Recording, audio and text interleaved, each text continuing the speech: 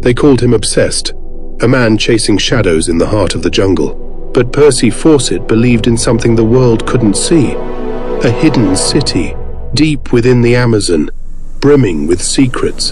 An ancient city, lost to time. In 1925, he ventured into the jungle with only his son and a trusted friend by his side. And he was never seen again. What did he uncover out there? Was the lost city of Z ever real? Or was it a phantom that drove him into the wilderness, never to return? To understand Percy Fawcett's unbreakable fascination with the lost city of Z, we first need to understand who he was and what he had encountered. Percy Harrison Fawcett was born in 1867 into a family with a taste for adventure. His father, a fellow of the Royal Geographical Society, had instilled in him a sense of wonder and curiosity about the world. Fawcett became a British artillery officer and eventually joined the Royal Geographical Society himself, honing his skills in cartography and exploration. In 1906, Fawcett embarked on his first major expedition to South America. His mission was simple: survey uncharted lands along the Brazil-Bolivia border. But it wasn't long before this routine task took a turn. During one of these early expeditions, Fawcett stumbled upon a discovery that would change his life. Ruins deep within the Amazon, half buried and reclaimed by the jungle, ancient stones covered in mysterious symbols. This unexpected discovery hinted at the remnants of a civilization that history had somehow forgotten. Standing in that dense green wilderness, with stones that seemed to whisper secrets of a lost world, Fawcett found himself pulled into a mystery that would haunt him for the rest of his life. If you were in his shoes, would you have seen it as a sign, a doorway to something forgotten? As Fawcett journeyed deeper into the Amazon, he encountered indigenous communities who shared stories that deepened his curiosity and conviction. In conversations with shamans and tribal elders, he heard tales of ancient cities hidden far beyond the reaches of any known maps, places that lay in dense forests, untouched for centuries. The Kalapalo, a tribe Fawcett respected greatly, spoke of a city called Ibez, with structures that glittered and shone in the sunlight, a place of spirits, they warned. It wasn't just one story from one group. Across the Amazon, different tribes spoke of similar places. The common themes were striking: vast cities, temples lost to time, treasures guarded by the spirits of ancestors. For centuries, these communities had preserved stories about a land that no outsider had ever seen. Fawcett came to believe that these were not mere myths, but real accounts passed down through generations. These indigenous tales were, to him, the voice of history itself, carrying secrets waiting to be uncovered. The accounts transformed his curiosity into conviction. What would you do if you were in his place? Could you ignore these ancient voices, or would you be driven to seek out the truth in a land that no outsider had ever conquered? Fawcett's obsession with Z wasn't the first time a Western explorer had chased a vision of a hidden city in the New World. Ever since the Spanish conquistadors arrived in South America, rumors of unimaginable wealth and lost civilizations had circulated in European courts.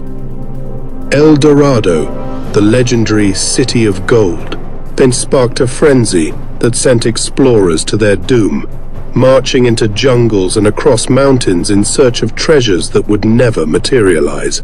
The legend of Paititi, a hidden city in the Andes supposedly filled with riches, drove conquistadors to disaster and still captivates imaginations today. But Fawcett's dream of Z was different. Unlike the conquistadors, he wasn't motivated by wealth or glory.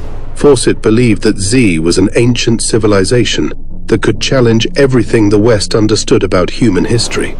He was convinced that this lost city, if found, would reveal a civilization as advanced as those of Egypt or Greece, a society that had thrived long before European contact. Would you have the strength to pursue something not for fortune but for discovery alone? How far would you go in a quest to uncover truths that defied the history you'd been taught? Over the years, Fawcett's curiosity grew into something all-consuming. His journals from this period reveal an intense transformation. What began as careful observations of terrain and landscape became frantic entries, notes, and sketches filled with Z's details. He scoured records from missionaries, read Portuguese accounts of hidden temples, and pieced together maps from rumors and folklore. One of his most significant sources was an old document known as Manuscript 512, written by a Portuguese explorer in the 18th century, describing the ruins of a massive stone city in the Brazilian interior. Fawcett's family watched as his obsession grew. Friends grew concerned, seeing the toll this dream was taking. He became a man possessed, driven by a calling he couldn't ignore. Fawcett's wife, Nina, received letters that were filled not with affection, but with tales of his discoveries and theories.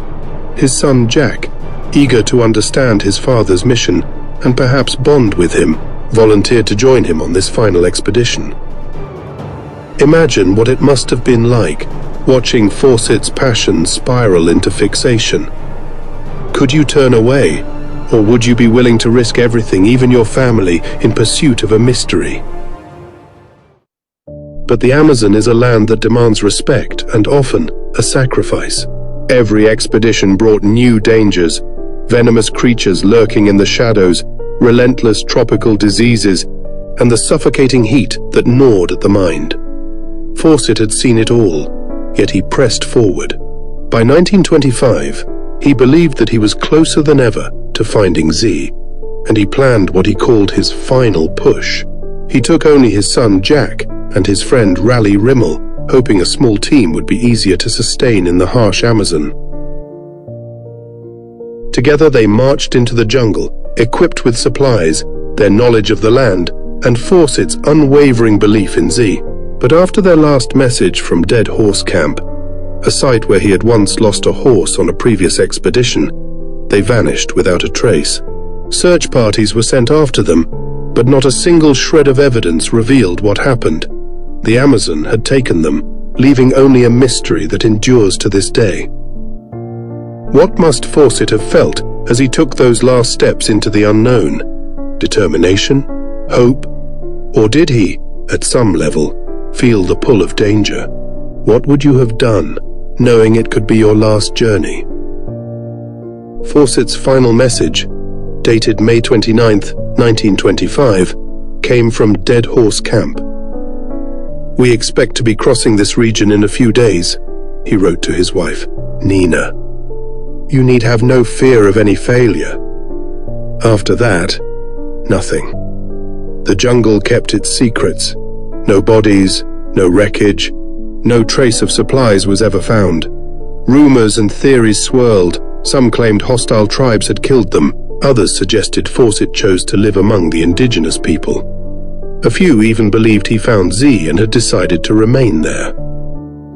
Years passed, and dozens of expeditions set out to find him. Each returned empty-handed. The mystery of Percy Fawcett's disappearance became part of the legend of Z, an enigma as vast and impenetrable as the jungle itself. The Amazon holds its secrets closely. Until someone brings back undeniable proof, Z will remain as elusive and haunting as it was for Percy Fawcett. Perhaps Z is more than a place. It's a reminder of our own endless curiosity, a call to journey into the unknown.